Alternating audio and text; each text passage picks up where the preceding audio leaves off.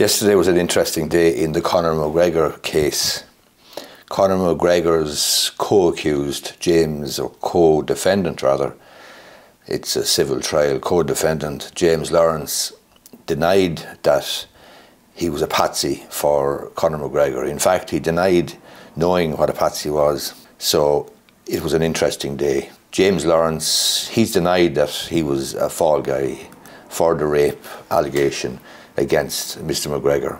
He was giving evidence in the civil action taken against him and Conor McGregor by Nikita Hand, who says she was raped in a Dublin hotel in December 2018.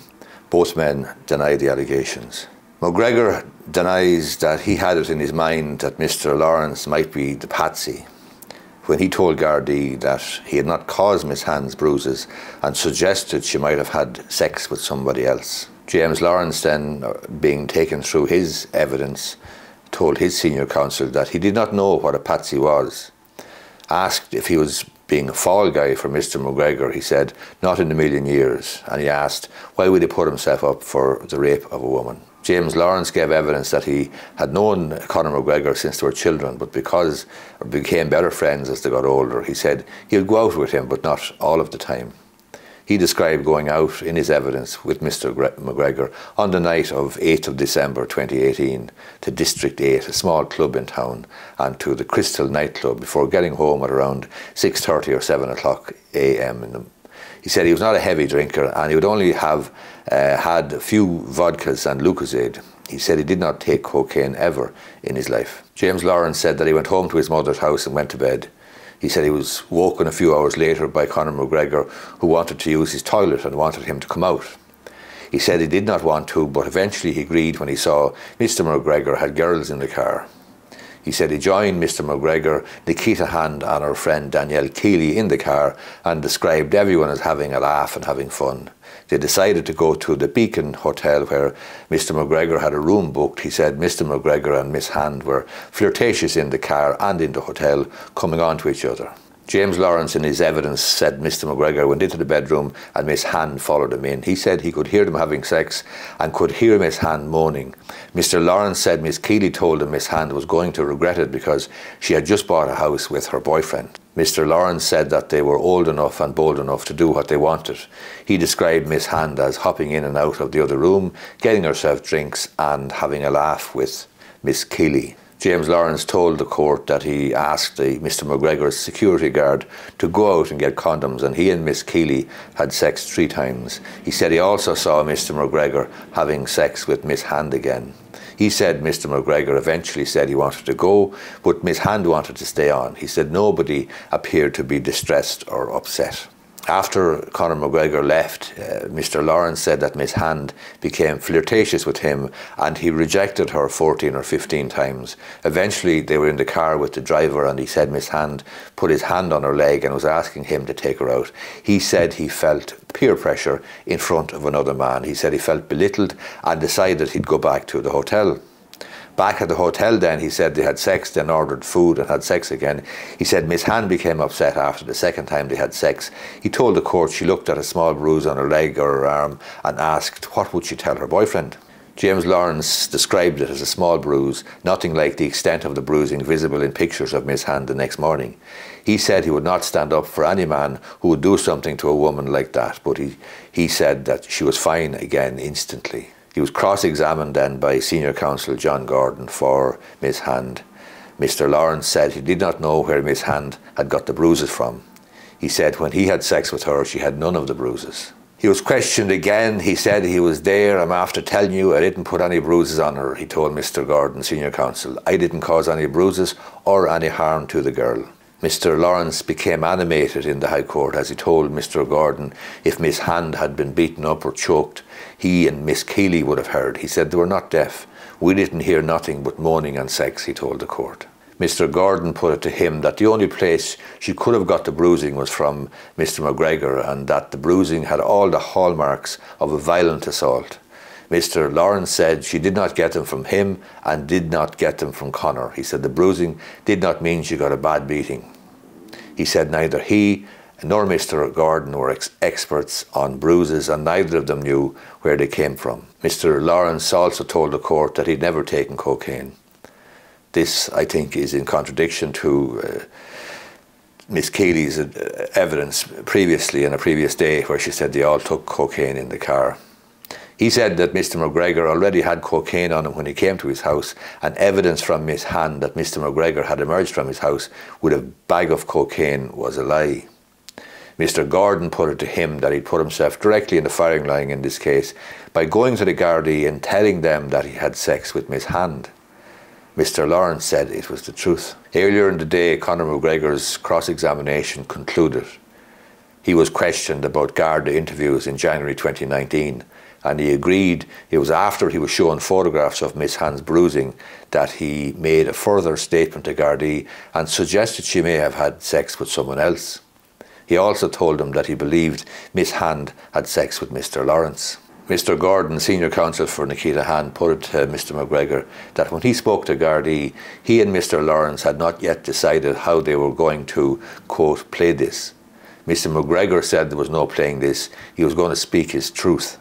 He denied that it was in his mind that Mr. Lawrence might be the patsy or take the fall for him. Mr. McGregor said he did not advise Mr. Lawrence to go to a solicitor, but he agreed that Mr. Lawrence had gone to Mr. McGregor's firm of solicitors and that he had paid his fees. And this was something that the judge, Alexander Owens, confirmed with Mr. McGregor when Mr. McGregor firstly appeared to indicate that he couldn't recall. But he did conclude, or he did confirm to the judge, that he had paid Mr. Lawrence's legal fees. Conor McGregor also told the court that Miss Hand had sex with multiple people, quote, multiple times through that 3-day bender. Mr. Gordon, however, asked Mr. McGregor to clarify if he was suggesting she had sex with someone else beyond himself and Mr. Lawrence. Mr. McGregor said he did not know. Mr. McGregor told Mr. Gordon that he answered no comment to more than 100 questions asked by Gardaí investigating the rape because he was, quote, beyond petrified. He agreed that he had gone to Dundrum Garda Station on the 17th of January 2019 with his solicitor by appointment, and he had given them a 2-page handwritten statement. After he read that statement, he agreed that Gardaí asked him more than 100 questions. Senior counsel Mr. Gordon put it to him that in answer to every question he had said, quote, no comment. Conor McGregor told the court that it was the first time anything like this had happened to him. He said he was beyond petrified and went to his lawyer's office to give them his series of events, and he took their advice from then on. He said he would have loved to go to the top of the mountains and shout from the hilltops, but he said because of the seriousness of the allegation and how afraid he was, he went to his lawyers and he took their advice. He said it was out of his hands. He was, quote, so nervous, and it was alien to him as it was his first time anything like this had happened to him in his life. He said that was why he was in court, to speak his case and say his truth. He said the allegations against him were false. Mr. Gordon then put it to him that he had refused to answer innocuous questions such as whether Miss Hand was from the same area as him. He said he was going by the advice of his solicitors in a state of shock and fear. The judge then pointed out to the jury that everyone was entitled to exercise their right to silence, and they could not draw an adverse inference in relation to that, although he said it may be relevant to another issue. Mr. McGregor also agreed that it was in his evidence in court yesterday that he had, or the previous day, that he had suggested for the first time that Miss Hand's bruises may have been caused by swan diving into the bath in the hotel or by knocking about during the days that she was out. He suggested she was on a 3-day bender. He agreed this was not put by his lawyers to Miss Hand and said this was the first time he had the opportunity to say his piece publicly. The point there obviously is that Miss Hand didn't have the opportunity to deny that in her evidence because it wasn't put to her by Conor McGregor's counsel. Mr. Gordon, senior counsel for Nikita Hand, also put it to him that his evidence the previous day was the first time he had claimed Miss Hand was not wearing a tampon when he had sex with her. Mr. McGregor agreed this was not put to her in court either. He said he would have been saying it from the outset, but again, the point is it wasn't put to Miss Hand in cross-examination, and therefore she didn't have the opportunity to deny it or to confirm it or give comment one way or the other. Mr. Gordon reminded Mr. McGregor that a doctor had given evidence about having to remove the tampon with a forceps as it was so far up Miss Hand's vagina. Mr. McGregor said it was broad daylight, he was there, and he would not have had sex with Miss Hand if she had a tampon in or was on her period. He asked if he thought it was a very significant feature in the case. He said he did not know. Asked how he believed the tampon had got there, he said, "Not from me, not with me." The courts also heard from Mr. McGregor's personal photographer, David Fogarty, who took photographs of Mr. McGregor on the 13th of December 2018, which will be shown to the jury. The jury also heard evidence from a security guard who worked for Mr. McGregor, who described regularly checking on the hotel room where he and Mr. Lawrence were with Miss Hand and Miss Keeley. He said he did not see any signs of distress from anyone, and no one seemed to be under the influence of alcohol.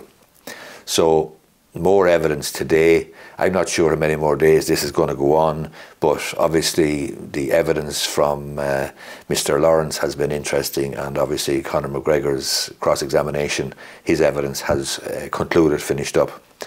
So that's the story. If you liked the video, hit the thumbs up button down below, and you may be interested in subscribing to my YouTube channel. If you are, just hit the subscribe button. Thanks a lot.